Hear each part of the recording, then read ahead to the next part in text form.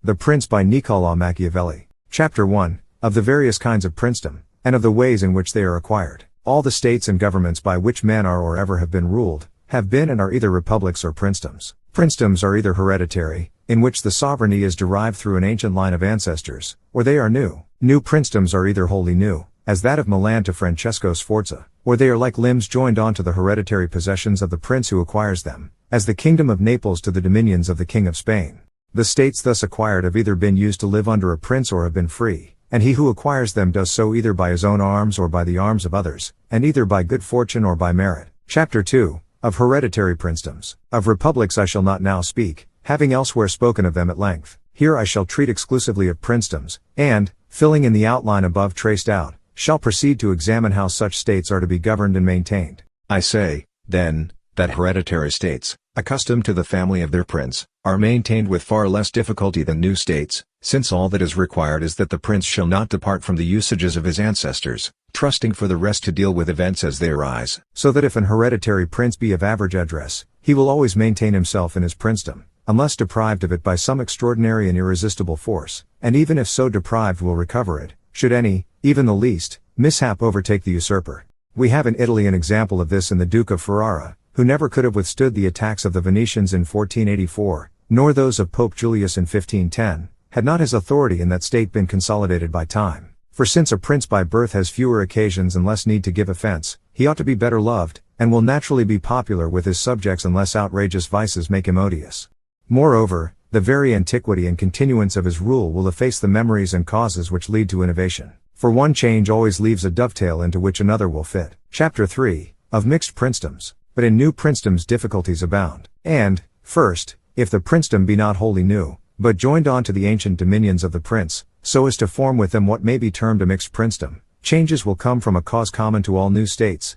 namely, that men, thinking to better their condition, are always ready to change masters, and in this expectation will take up arms against any ruler, wherein they deceive themselves, and find afterwards by experience that they are worse off than before. This again results naturally and necessarily from the circumstance that the prince cannot avoid giving offense to his new subjects, either in respect of the troops he quarters on them, or of some other of the numberless vexations attendant on a new acquisition. And in this way you may find that you have enemies in all those whom you have injured in seizing the princedom, yet cannot keep the friendship of those who helped you to gain it, since you can neither reward them as they expect, nor yet, being under obligations to them, use violent remedies against them. For however strong you may be in respect of your army, it is essential that in entering a new province you should have the good will of its inhabitants. Hence it happened that Louis XII of France, speedily gaining possession of Milan, as speedily lost it, and that on the occasion of its first capture, Lodovico Sforza was able with his own forces only to take it from him. For the very people who had opened the gates to the French king, when they found themselves deceived in their expectations and hopes of future benefits, could not put up with the insolence of their new ruler. True it is that when a state rebels and is again got under, it will not afterwards be lost so easily. For the prince, using the rebellion as a pretext, will not scruple to secure himself by punishing the guilty, bringing the suspected to trial, and otherwise strengthening his position in the points where it was weak. So that if to recover Milan from the French it was enough on the first occasion that a Duke Lodovico should raise alarms on the frontiers to wrest it from them a second time, the whole world had to be ranged against them, and their armies destroyed and driven out of Italy. And this for the reasons above assigned. And yet, for a second time, Milan was lost to the king. The general causes of its first loss have been shown. It remains to note the causes of the second, and to point out the remedies which the French king had, or which might have been used by another in like circumstances to maintain his conquest more successfully than he did. I say, then, that those states which upon their acquisition are joined on to the ancient dominions of the prince who acquires them, are either of the same province and tongue as the people of these dominions, or they are not. When they are, there is a great ease in retaining them, especially when they have not been accustomed to live in freedom.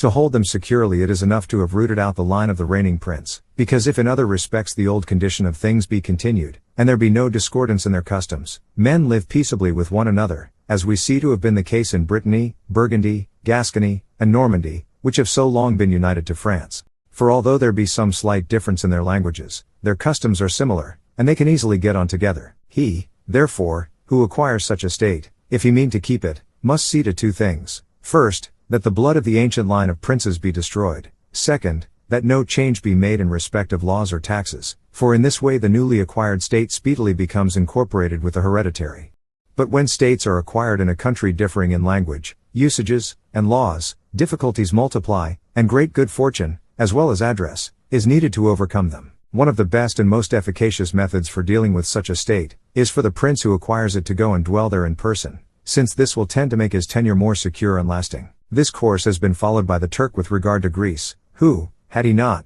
in addition to all his other precautions for securing that province, himself come to live in it, could never have kept his hold of it. For when you are on the spot, disorders are detected in their beginnings and remedies can be readily applied, but when you are at a distance, they are not heard of until they have gathered strength and the case is past cure. Moreover, the province in which you take up your abode is not pillaged by your officers. The people are pleased to have a ready recourse to their prince, and have all the more reason if they are well disposed, to love, if disaffected, to fear him. A foreign enemy desiring to attack that state would be cautious how he did so. In short, where the prince resides in person, it will be extremely difficult to oust him. Another excellent expedient is to send colonies into one or two places, so that these may become, as it were, the keys of the province, for you must either do this, or else keep up a numerous force of men-at-arms and foot soldiers. A prince need not spend much on colonies. He can send them out and support them at little or no charge to himself, and the only persons to whom he gives offense are those whom he deprives of their fields and houses to bestow them on the new inhabitants. Those who are thus injured form but a small part of the community, and remaining scattered and poor can never become dangerous. All others being left unmolested, are in consequence easily quieted, and at the same time are afraid to make a false move, lest they share the fate of those who have been deprived of their possessions.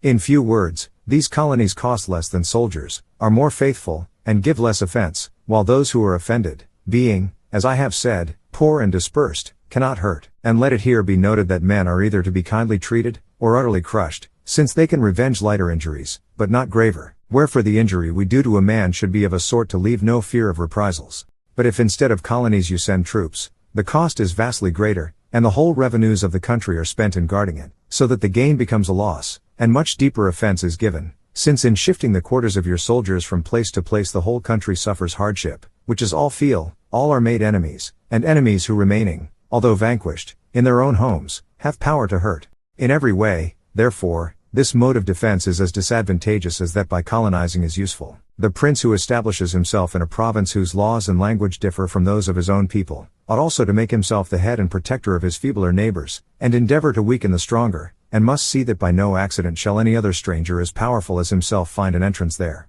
For it will always happen that some such person will be called in by those of the province who are discontented either through ambition or fear, as we see of old the Romans brought into Greece by the Aetolians, and in every other country that they entered, invited there by its inhabitants. And the usual course of things is that so soon as a formidable stranger enters a province, all the weaker powers side with him, moved thereto by the ill will they bear towards him who has hitherto kept them in subjection. So that in respect of these lesser powers, no trouble is needed to gain them over, for at once, together, and of their own accord, they throw in their lot with the government of the stranger. The new prince, therefore, has only to see that they do not increase too much in strength, and with his own forces, aided by their good will, can easily subdue any who are powerful, so as to remain supreme in the province. He who does not manage this matter well, will soon lose whatever he has gained, and while he retains it will find in it endless troubles and annoyances. In dealing with the countries of which they took possession, the Romans diligently followed the methods I have described. They planted colonies, conciliated weaker powers without adding to their strength, humbled the great, and never suffered a formidable stranger to acquire influence.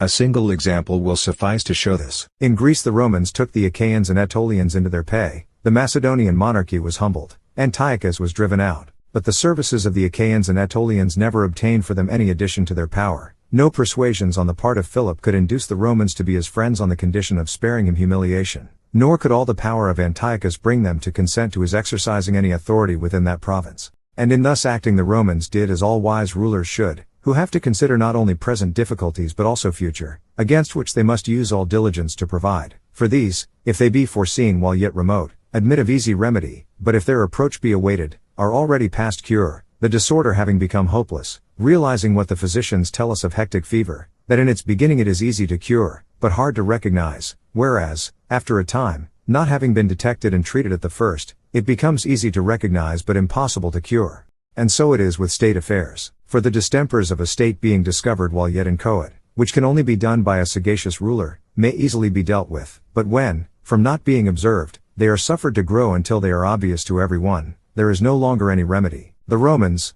therefore, foreseeing evils while they were yet far off, always provided against them, and never suffered them to take their course for the sake of avoiding war, since they knew that war is not so to be avoided, but is only postponed to the advantage of the other side. They chose, therefore, to make war with Philip and Antiochus in Greece, that they might not have to make it with them in Italy, although for a while they might have escaped both. This they did not desire, nor did the maxim "leave it to time," which the wise men of our own day have always on their lips, ever recommend itself to them. What they looked to enjoy were the fruits of their own valor and foresight. For time, driving all things before it, may bring with it evil as well as good. But let us now go back to France and examine whether she has followed any of those methods of which I have made mention. I shall speak of Louis and not of Charles, because from the former having held longer possession of Italy, his manner of acting is more plainly seen. You will find, then, that he has done the direct opposite of what he should have done in order to retain a foreign state. King Louis was brought into Italy by the ambition of the Venetians, who hoped by his coming to gain for themselves a half of the state of Lombardy. I will not blame this coming, nor the part taken by the king, because, desiring to gain a footing in Italy, where he had no friends, but on the contrary, owing to the conduct of Charles, every door was shut against him, he was driven to accept such friendships as he could get, and his designs might easily have succeeded had he not made mistakes in other particulars of conduct. By the recovery of Lombardy, Louis at once regained the credit which Charles had lost. Genoa made submission, the Florentines came to terms, the Marquis of Mantua, the Duke of Ferrara, the Bentivogli, the Countess of Forlì, the Lords of Faenza, Pesaro, Rimini, Camerino, and Piombino, the citizens of Lucca, Pisa, and Siena, all came forward offering their friendship. The Venetians, who to obtain possession of a couple of towns in Lombardy had made the French king master of 2/3 of Italy, had now cause to repent the rash game they had played. Let any one, therefore, consider how easily King Louis might have maintained his authority in Italy had he observed the rules which I have noted above, and secured and protected all those friends of his, who being weak, and fearful, some of the church, some of the Venetians, were of necessity obliged to attach themselves to him,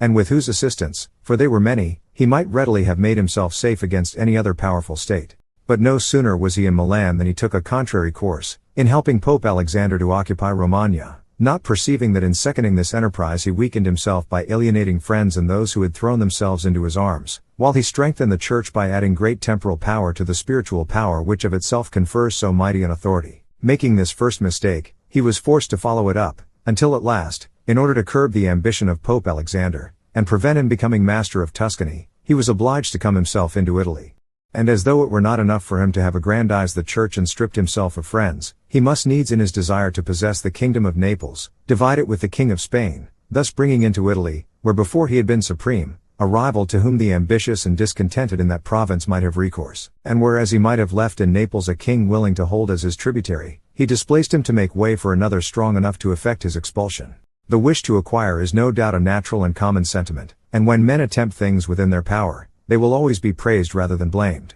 But when they persist in attempts that are beyond their power, mishaps and blame ensue. If France, therefore, with her own forces could have attacked Naples, she should have done so. If she could not, she ought not to have divided it. And if her partition of Lombardy with the Venetians may be excused as the means whereby a footing was gained in Italy, this other partition is to be condemned as not justified by the like necessity. Louis, then, had made these 5 blunders. He had destroyed weaker states, he had strengthened a prince already strong, he had brought into the country a very powerful stranger, he had not come to reside, and he had not sent colonies. And yet all these blunders might not have proved disastrous to him while he lived, had he not added to them a 6th in depriving the Venetians of their dominions. For had he neither aggrandized the church, nor brought Spain into Italy, it might have been at once reasonable and necessary to humble the Venetians, but after committing himself to these other courses, he should never have consented to the ruin of Venice. For while the Venetians were powerful they would always have kept others back from an attempt on Lombardy, as well because they never would have agreed to that enterprise on any terms save of themselves being made its masters, as because others would never have desired to take it from France in order to hand it over to them,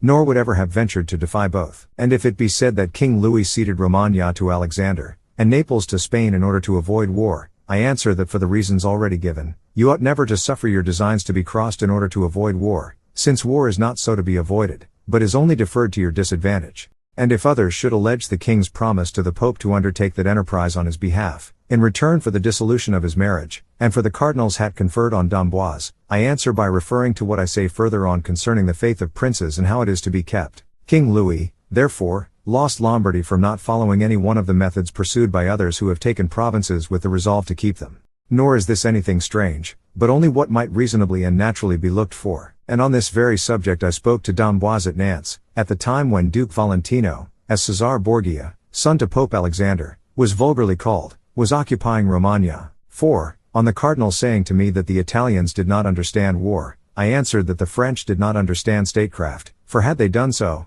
they never would have allowed the Church to grow so powerful. And the event shows that the aggrandizement of the Church and of Spain and Italy has been brought about by France, and that the ruin of France has been wrought by them. Whence we may draw the general axiom, which never or rarely errs, that he who is the cause of another's greatness is himself undone, since he must work either by address or force, each of which excites distrust in the person raised to power. Chapter 4. Why the kingdom of Darius, conquered by Alexander, did not, on Alexander's death, rebel against his successors. Alexander the Great, having achieved the conquest of Asia in a few years, and dying before he had well entered on possession, it might have been expected, having regard to the difficulty of preserving newly acquired states, that on his death the whole country would rise in revolt. Nevertheless, his successors were able to keep their hold, and found in doing so no other difficulty than arose from their own ambition and mutual jealousies. If any one think this strange and ask the cause, I answer, that all the princedoms of which we have record have been governed in one or other of two ways, either by a sole prince, all others being his servants permitted by his grace and favor to assist in governing the kingdom as his ministers, or else, by a prince with his barons who hold their rank, not by the favor of a superior lord, but by antiquity of blood, and who have states and subjects of their own who recognize them as their rulers and entertain for them a natural affection. States governed by a sole prince and by his servants vest in him a more complete authority, because throughout the land none but he is recognized as sovereign, and if obedience be yielded to any others, it is yielded as to his ministers and officers for whom personally no special love is felt. Of these two forms of government we have examples in our own days in the Turk and the King of France. The whole Turkish Empire is governed by a sole prince, all others being his slaves. Dividing his kingdom into sanjaks, he sends thither different governors whom he shifts and changes at his pleasure. The King of France, on the other hand, is surrounded by a multitude of nobles of ancient descent, each acknowledged and loved by subjects of his own, and each asserting a precedence in rank of which the king can deprive him only at his peril. He, therefore, who considers the different character of these two states, will perceive that it would be difficult to gain possession of that of the Turk, but that once won it might be easily held. The obstacles to its conquest are that the invader cannot be called in by a native nobility, nor expect his enterprise to be aided by the defection of those whom the sovereign has around him, and this for the various reasons already given, namely, that all being slaves and under obligations they are not easily corrupted, or if corrupted can render little assistance, being unable, as I have already explained, to carry the people with them. Whoever, therefore, attacks the Turk must reckon on finding a united people, and must trust rather to his own strength than to divisions on the other side. But were his adversary once overcome and defeated in the field, so that he could not repair his armies, no cause for anxiety would remain, except in the family of the prince, which being extirpated, there would be none else to fear, for since all beside are without credit with the people, the invader, as before his victory he had nothing to hope from them, so after it has nothing to dread. But the contrary is the case in kingdoms governed like that of France, into which, because men who are discontented and desirous of change are always to be found, you may readily procure an entrance by gaining over some baron of the realm. Such persons, for the reasons already given, are able to open the way to you for the invasion of their country and to render its conquest easy. But afterwards the effort to hold your ground involves you in endless difficulties, as well in respect of those who have helped you, as of those whom you have overthrown. Nor will it be enough to have destroyed the family of the prince, since all those other lords remain to put themselves at the head of new movements, whom being unable either to content or to destroy, you lose the state whenever occasion serves them. Now, if you examine the nature of the government of Darius, you will find that it resembled that of the Turk, and, consequently, that it was necessary for Alexander, first of all, to defeat him utterly and strip him of his dominions, after which defeat, Darius having died, the country, for the causes above explained, was permanently secured to Alexander. And had his successors continued united they might have enjoyed it undisturbed, since there arose no disorders in that kingdom save those of their own creating. But kingdoms ordered like that of France cannot be retained with the same ease. Hence the repeated risings of Spain, Gaul, and Greece against the Romans, resulting from the number of small princedoms of which these provinces were made up. For while the memory of these lasted, the Romans could never think their tenure safe. But when that memory was worn out by the authority and long continuance of their rule, they gained a secure hold, and were able afterwards in their contests among themselves, each to carry with him some portion of these provinces, according as each had acquired influence there. For these, on the extinction of the line of their old princes, came to recognize no other lords than the Romans. Bearing all this in mind, no one need wonder at the ease wherewith Alexander was able to lay a firm hold on Asia, nor that Pyrrhus and many others found difficulty in preserving other acquisitions, since this arose, not from the less or greater merit of the conquerors, but from the different character of the states with which they had to deal. Chapter 5. How cities or provinces which before their acquisition have lived under their own laws are to be governed. When a newly acquired state has been accustomed, as I have said, to live under its own laws and in freedom, there are 3 methods whereby it may be held. The first is to destroy it, the second, to go and reside there in person, the third, to suffer it to live on under its own laws, subjecting it to a tribute, and entrusting its government to a few of the inhabitants who will keep the rest your friends. Such a government, since it is the creature of the new prince, will see that it cannot stand without his protection and support, and must therefore do all it can to maintain him. And a city accustomed to live in freedom, if it is to be preserved at all, is more easily controlled through its own citizens than in any other way. We have examples of all these methods in the histories of the Spartans and the Romans. The Spartans held Athens and Thebes by creating oligarchies in these cities, yet lost them in the end. The Romans, to retain Capua, Carthage, and Numantia, destroyed them and never lost them. On the other hand, when they thought to hold Greece as the Spartans had held it, leaving it its freedom and allowing it to be governed by its own laws, they failed, and had to destroy many cities of that province before they could secure it. For, in truth, there is no sure way of holding other than by destroying, and whoever becomes master of a city accustomed to live in freedom and does not destroy it, may reckon on being destroyed by it. For if it should rebel, it can always screen itself under the name of liberty and its ancient laws, which no length of time, nor any benefits conferred will ever cause it to forget, and do what you will, and take what care you may, unless the inhabitants be scattered and dispersed, this name, and the old order of things, will never cease to be remembered, but will at once be turned against you whenever misfortune overtakes you, as when Pisa rose against the Florentines after 100 years of servitude. If, however, the newly acquired city or province has been accustomed to live under a prince, and his line is extinguished, it will be impossible for the citizens, used, on the one hand, to obey, and deprived, on the other, of their old ruler, to agree to choose a leader from among themselves, and as they know not how to live as freemen, and are therefore slow to take up arms, a stranger may readily gain them over and attach them to his cause. But in republics there is a stronger vitality, a fiercer hatred, a keener thirst for revenge. The memory of their former freedom will not let them rest, so that the safest course is either to destroy them, or to go and live in them. Chapter 6, of new princedoms which a prince acquires with his own arms and by merit. Let no man marvel if in what I am about to say concerning princedoms wholly new, both as regards the prince and the form of government, I cite the highest examples. For since men for the most part follow in the footsteps and imitate the actions of others, and yet are unable to adhere exactly to those paths which others have taken, or attain to the virtues of those whom they would resemble, the wise man should always follow the roads that have been trodden by the great, and imitate those who have most excelled, so that if he cannot reach their perfection, he may at least acquire something of its savor. Acting in this like the skillful archer, who seeing that the object he would hit is distant, and knowing the range of his bow, takes aim much above the destined mark, not designing that his arrow should strike so high, but that flying high it may alight at the point intended. I say, then, that in entirely new princedoms where the prince himself is new,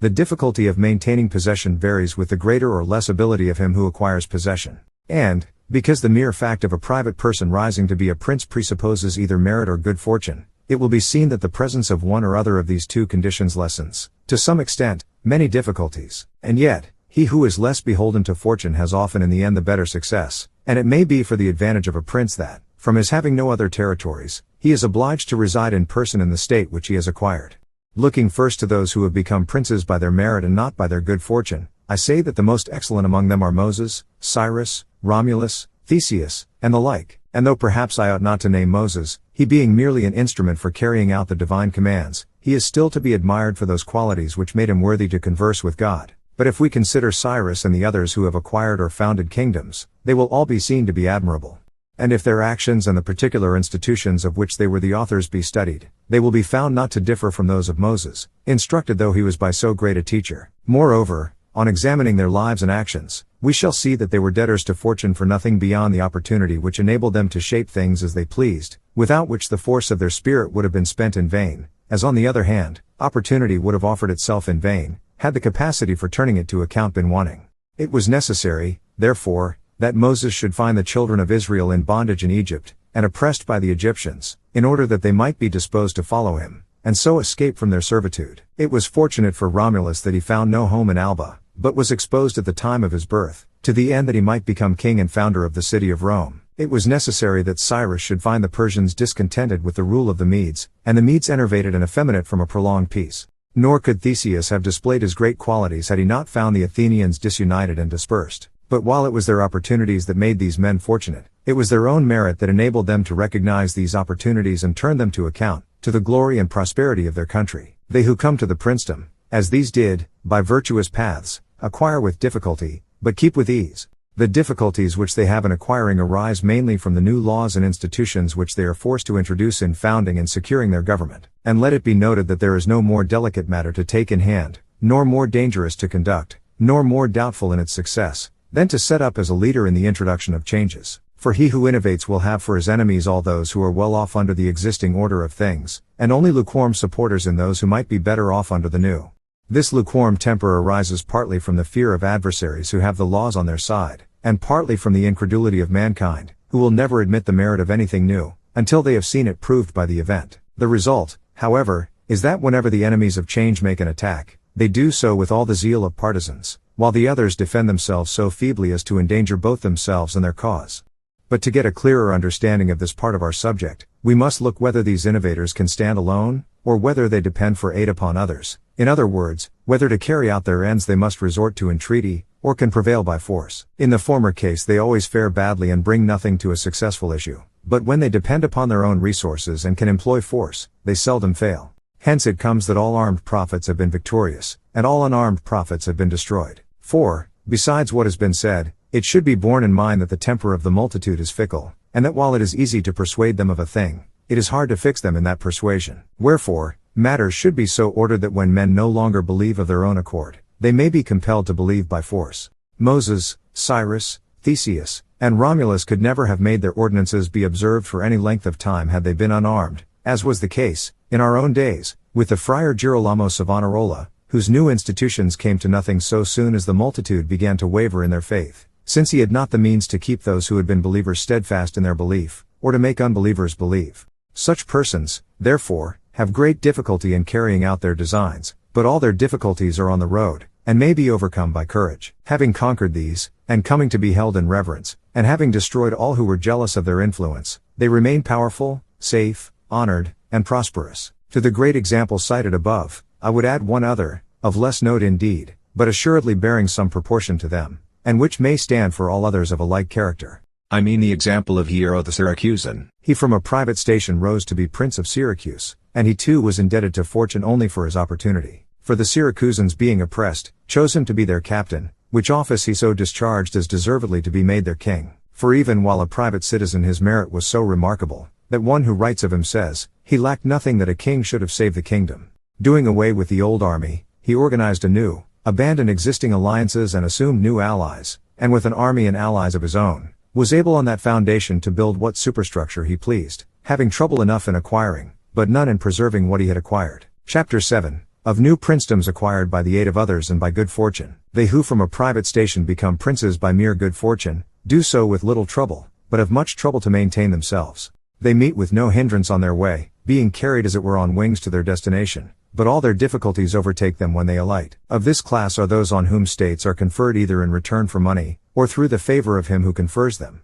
as it happened to many in the Greek cities of Ionia and the Hellespont to be made princes by Darius, that they might hold these cities for his security and glory, and as happened in the case of those emperors who, from privacy, attained the imperial dignity by corrupting the army. Such princes are wholly dependent on the favor and fortunes of those who have made them great, than which supports none could be less stable or secure, and they lack both the knowledge and the power that would enable them to maintain their position. They lack the knowledge, because unless they have great parts and force of character, it is not to be expected that having always lived in a private station they should have learned how to command. They lack the power, since they cannot look for support from attached and faithful troops. Moreover, states suddenly acquired, like all else that is produced and that grows up rapidly, can never have such root or hold as that the first storm which strikes them shall not overthrow them, unless, indeed, as I have said already, they who thus suddenly become princes have a capacity for learning quickly how to defend what fortune has placed in their lap, and can lay those foundations after they rise which by others are laid before. Of each of these methods of becoming a prince, namely,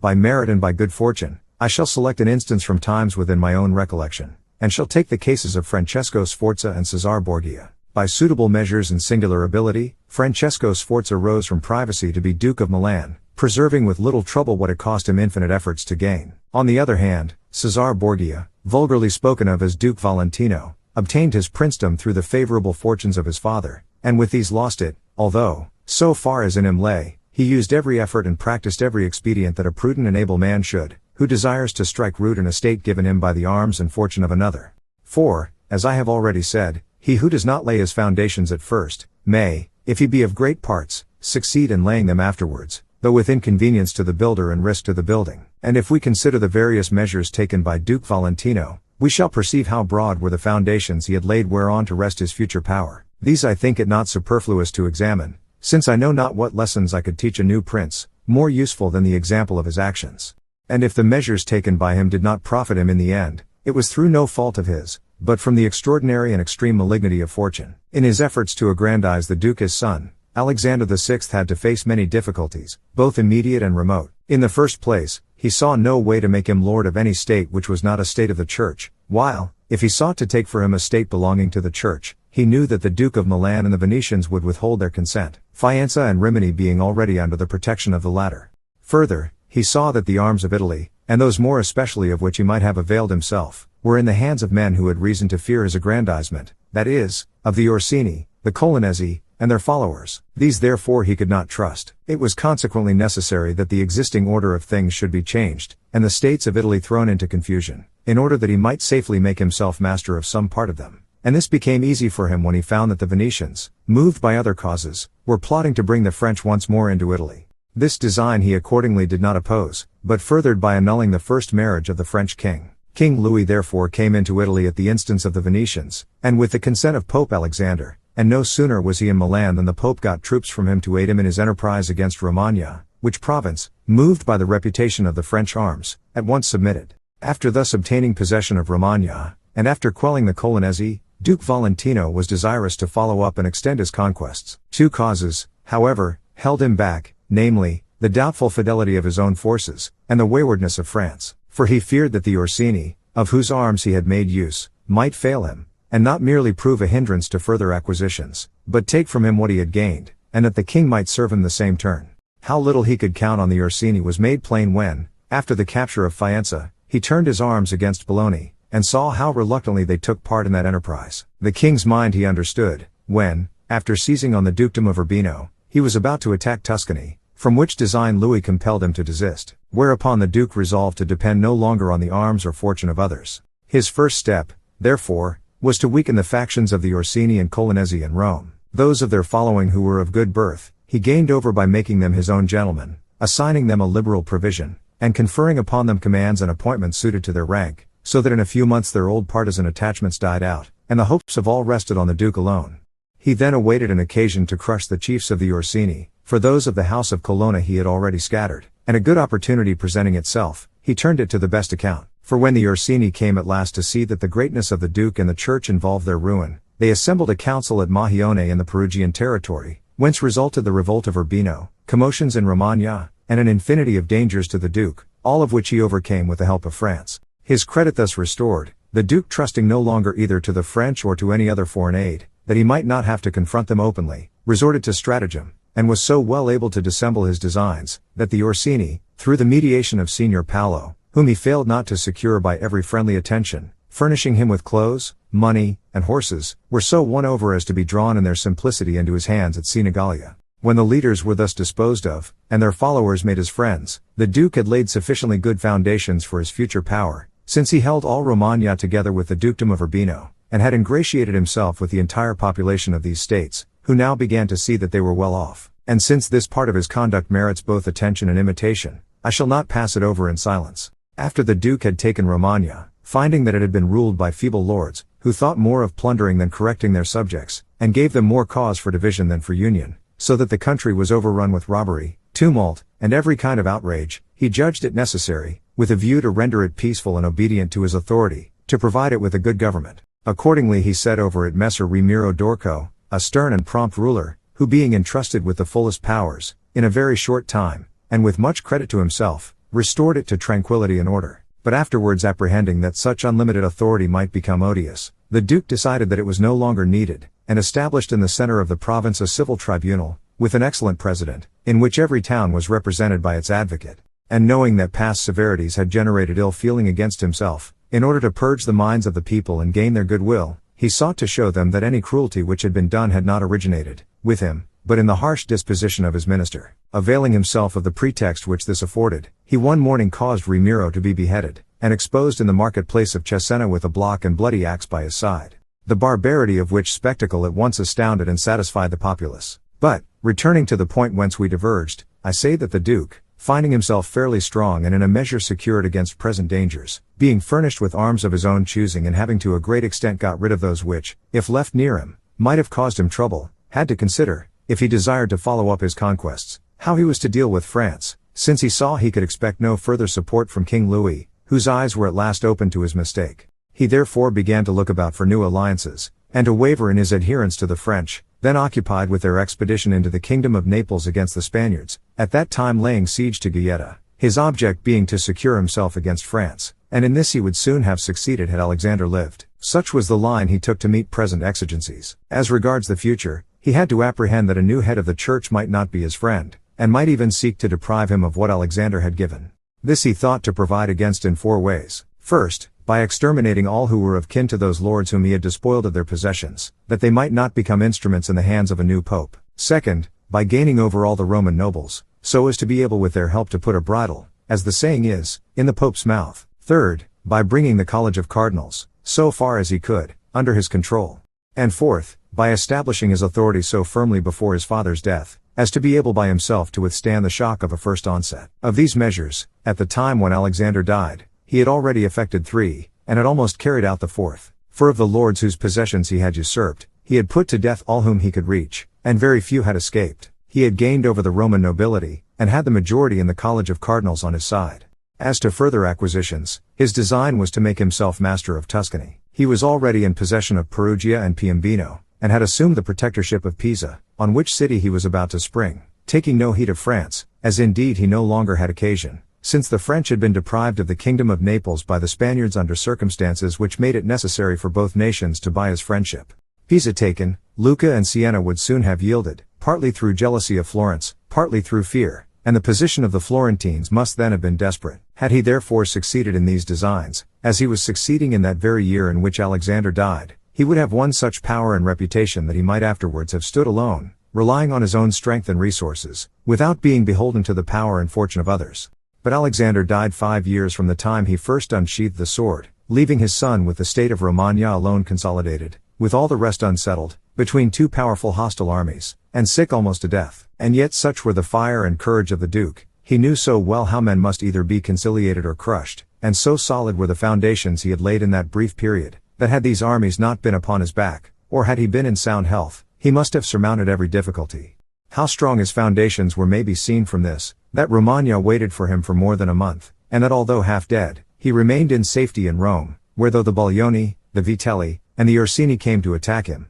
they met with no success. Moreover, since he was able if not to make whom he liked pope, at least to prevent the election of any whom he disliked, had he been in health at the time when Alexander died, all would have been easy for him. But he told me himself on the day on which Julius II was created, that he had foreseen and provided for everything else that could happen on his father's death, but had never anticipated that when his father died he too should be at death's door. Taking all these actions of the Duke together, I can find no fault with him. Nay, it seems to me reasonable to put him forward, as I have done, as a pattern for all such as rise to power by good fortune and the help of others. For with his great spirit and high aims he could not act otherwise than he did, and nothing but the shortness of his father's life and his own illness prevented the success of his designs. Whoever, therefore, on entering a new princedom, judges it necessary to rid himself of enemies, to conciliate friends, to prevail by force or fraud, to make himself feared yet not hated by his subjects, respected and obeyed by his soldiers, to crush those who can or ought to injure him, to introduce changes in the old order of things, to be at once severe and affable, magnanimous and liberal,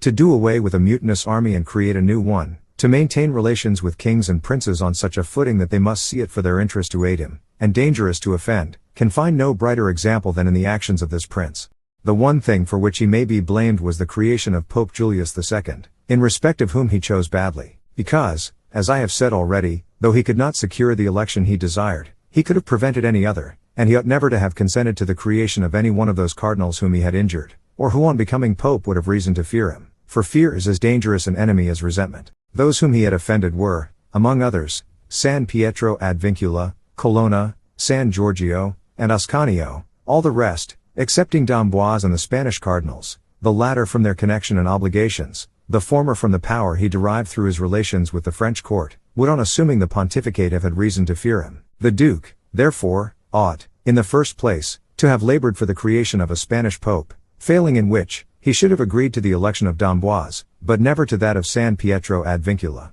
And he deceives himself who believes that with the great, recent benefits cause old wrongs to be forgotten. The Duke, therefore, erred in the part he took in this election, and his error was the cause of his ultimate downfall. Chapter 8, of those who by their crimes come to be princes. But since from privacy a man may also rise to be a prince in one or other of two ways, neither of which can be referred wholly either to merit or to fortune, it is fit that I notice them here, though one of them may fall to be discussed more fully in treating of republics. The ways I speak of are, first, when the ascent to power is made by paths of wickedness and crime, and second, when a private person becomes ruler of his country by the favor of his fellow citizens. The former method I shall make clear by two examples, one ancient, the other modern, without entering further into the merits of the matter, for these, I think, should be enough for any one who is driven to follow them. Agathocles the Sicilian came, not merely from a private station, but from the very dregs of the people, to be king of Syracuse. Son of a potter, through all the stages of his fortunes he led a foul life. His vices, however, were conjoined with so great vigor both of mind and body, that becoming a soldier, he rose through the various grades of the service to be praetor of Syracuse. Once established in that post, he resolved to make himself prince, and to hold by violence and without obligation to others the authority which had been spontaneously entrusted to him.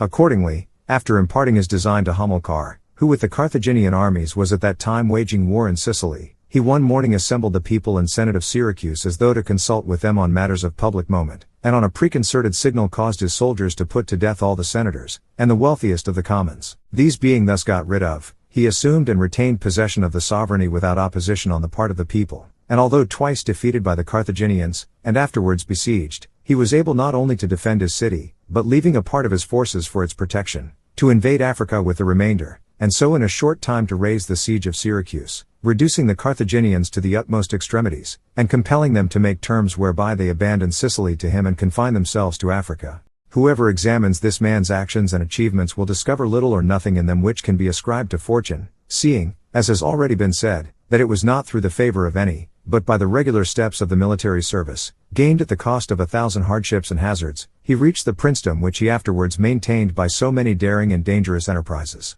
Still, to slaughter fellow citizens, to betray friends, to be devoid of honor, pity, and religion, cannot be counted as merits, for these are means which may lead to power, but which confer no glory. Wherefore, if in respect of the valor with which he encountered and extricated himself from difficulties, and the constancy of his spirit in supporting and conquering adverse fortune, there seems no reason to judge him inferior to the greatest captains that have ever lived, his unbridled cruelty and inhumanity, together with his countless crimes, forbid us to number him with the greatest men, but, at any rate, we cannot attribute to fortune or to merit what he accomplished without either. In our own times, during the papacy of Alexander VI, Alvarado of Fermo, who some years before had been left an orphan, and had been brought up by his maternal uncle Giovanni Fogliani, was sent while still a lad to serve under Paolo Vitelli, in the expectation that a thorough training under that commander might qualify him for high rank as a soldier. After the death of Paolo, he served under his brother Vitellozzo, and in a very short time, being of a quick wit, hardy and resolute, he became one of the first soldiers of his company.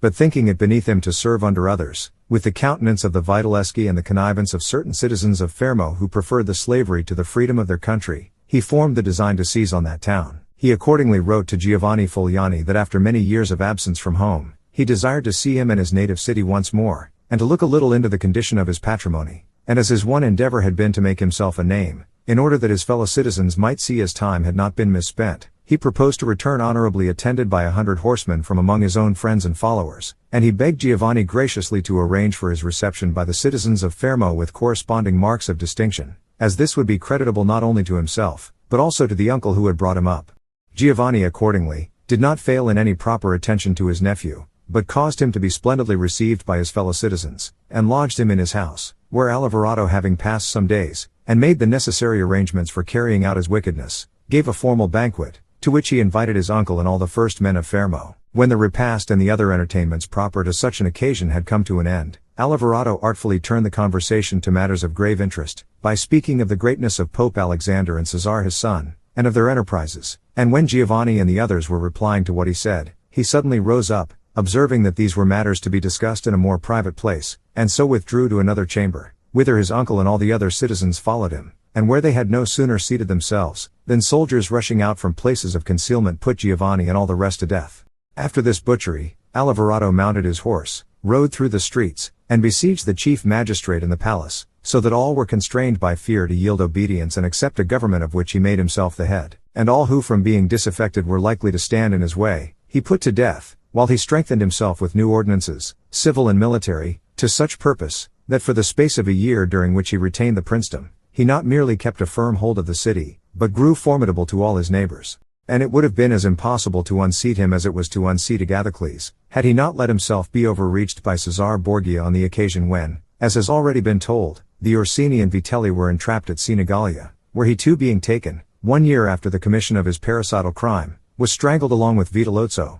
whom he had assumed for his master in villainy as in valor. It may be asked how Agathocles and some like him, after numberless acts of treachery and cruelty, have been able to live long in their own country in safety, and to defend themselves from foreign enemies, without being plotted against by their fellow citizens, whereas, many others, by reason of their cruelty, have failed to maintain their position even in peaceful times, not to speak of the perilous times of war. I believe that this results from cruelty being well or ill employed. Those cruelties we may say are well employed, if it be permitted to speak well of things evil, which are done once for all under the necessity of self-preservation, and are not afterwards persisted in, but so far as possible modified to the advantage of the governed. Ill-employed cruelties, on the other hand, are those which from small beginnings increase rather than diminish with time. They who follow the first of these methods, may, by the grace of God and man, find, as did Agathocles, that their condition is not desperate, but by no possibility can the others maintain themselves. Hence we may learn the lesson that on seizing a state, the usurper should make haste to inflict what injuries he must, at a stroke, that he may not have to renew them daily, but be enabled by their discontinuance to reassure men's minds, and afterwards win them over by benefits. Whosoever, either through timidity or from following bad counsels, adopts a contrary course, must keep the sword always drawn, and can put no trust in his subjects, who suffering from continued and constantly renewed severities, will never yield him their confidence. Injuries, therefore, should be inflicted all at once, that their ill savor being less lasting may the less offend, whereas, benefits should be conferred little by little, that so they may be more fully relished. But, before all things, a prince should so live with his subjects that no vicissitude of good or evil fortune shall oblige him to alter his behavior, because, if a need to change come through adversity, it is then too late to resort to severity, while any leniency you may use will be thrown away, for it will be seen to be compulsory and gain you no thanks. Chapter 9, of the Civil Princedom. I come now to the second case, namely, of the leading citizen who, not by crimes or violence, but by the favor of his fellow citizens is made prince of his country. This may be called a civil princedom, and its attainment depends not wholly on merit, nor wholly on good fortune, but rather on what may be termed a fortunate astuteness. I say then that the road to this princedom lies either through the favor of the people or of the nobles. For in every city are to be found these two opposed humors having their origin in this, that the people desire not to be domineered over or oppressed by the nobles, while the nobles desire to oppress and domineer over the people. And from these two contrary appetites there arises in cities one of three results, a princedom, or liberty, or license. A princedom is created either by the people or by the nobles, according as one or other of these factions has occasion for it. For when the nobles perceive that they cannot withstand the people, they set to work to magnify the reputation of one of their number, and make him their prince, to the end that under his shadow they may be enabled to indulge their desires. The people, on the other hand, when they see that they cannot make head against the nobles, invest a single citizen with all their influence and make him prince, that they may have the shelter of his authority. He who is made prince by the favor of the nobles, has greater difficulty to maintain himself than he who comes to the princedom by aid of the people, since he finds many about him who think themselves as good as he, and whom, on that account, he cannot guide or govern as he would. But he who reaches the princedom by the popular support, finds himself alone, with none, or but a very few about him who are not ready to obey. Moreover, the demands of the nobles cannot be satisfied with credit to the prince, nor without injury to others, while those of the people well may, the aim of the people being more honorable than that of the nobles, the latter seeking to oppress, the former not to be oppressed. Add to this, that a prince can never secure himself against a disaffected people, their number being too great, while he may against a disaffected nobility, since their number is small. The worst that a prince need fear from a disaffected people is, that they may desert him, whereas when the nobles are his enemies he has to fear not only that they may desert him, but also that they may turn against him, because, as they have greater craft and foresight, they always choose their time to suit their safety, and seek favor with the side they think will win. Again, a prince must always live with the same people, but need not always live with the same nobles, being able to make and unmake these from day to day, and give and take away their authority at his pleasure. But to make this part of the matter clearer, I say that as regards the nobles there is this first distinction to be made. They either so govern their conduct as to bind themselves wholly to your fortunes, or they do not. Those who so bind themselves, and who are not grasping, should be loved and honored. As to those who do not so bind themselves, there is this further distinction. For the most part they are held back by pusillanimity and a natural defect of courage, in which case you should make use of them, and of those among them more especially who are prudent, for they will do you honor in prosperity, and in adversity give you no cause for fear. But where they abstain from attaching themselves to you of set purpose and for ambitious ends, it is a sign that they are thinking more of themselves than of you, and against such men a prince should be on his guard, and treat them as though they were declared enemies, for in his adversity they will always help to ruin him. He who becomes a prince through the favor of the people should always keep on good terms with them, which it is easy for him to do, since all they ask is not to be oppressed. But he who against the will of the people is made a prince by the favor of the nobles, must, above all things, seek to conciliate the people, which he readily may by taking them under his protection. For since men who are well treated by one whom they expected to treat them ill, feel the more beholden to their benefactor, the people will at once become better disposed to such a prince when he protects them, than if he owed his princedom to them. There are many ways in which a prince may gain the goodwill of the people, but, because these vary with circumstances, no certain rule can be laid down respecting them, and I shall, therefore, say no more about them. But this is the sum of the matter, that it is essential for a prince to be on a friendly footing with his people, since otherwise, he will have no resource in adversity. Nabi, prince of Sparta, was attacked by the whole hosts of Greece, and by a Roman army flushed with victory, and defended his country and crown against them. And when danger approached, there were but few of his subjects against whom he needed to guard himself, whereas had the people been hostile, this would not have been enough. And what I affirm let no one controvert by citing the old saw that he who builds on the people builds on mire, for that may be true of a private citizen who presumes on his favor with the people, and counts on being rescued by them when overpowered by his enemies or by the magistrates. In such cases a man may often find himself deceived, as happened to the Gracchi in Rome, and in Florence to Messer Giorgio Scali. But when he who builds on the people is a prince capable of command, of a spirit not to be cast down by ill fortune, who, while he animates the whole community by his courage and bearing, neglects no prudent precaution, he will not find himself betrayed by the people, but will be seen to have laid his foundations well. The most critical juncture for princedoms of this kind is at the moment when they are about to pass from the popular to the absolute form of government, and as these princes exercise their authority either directly or through the agency of the magistrates, in the latter case their position is weaker and more hazardous, since they are wholly in the power of those citizens to whom the magistracies are entrusted, who can, and especially in difficult times, with the greatest ease deprive them of their authority, either by opposing, or by not obeying them.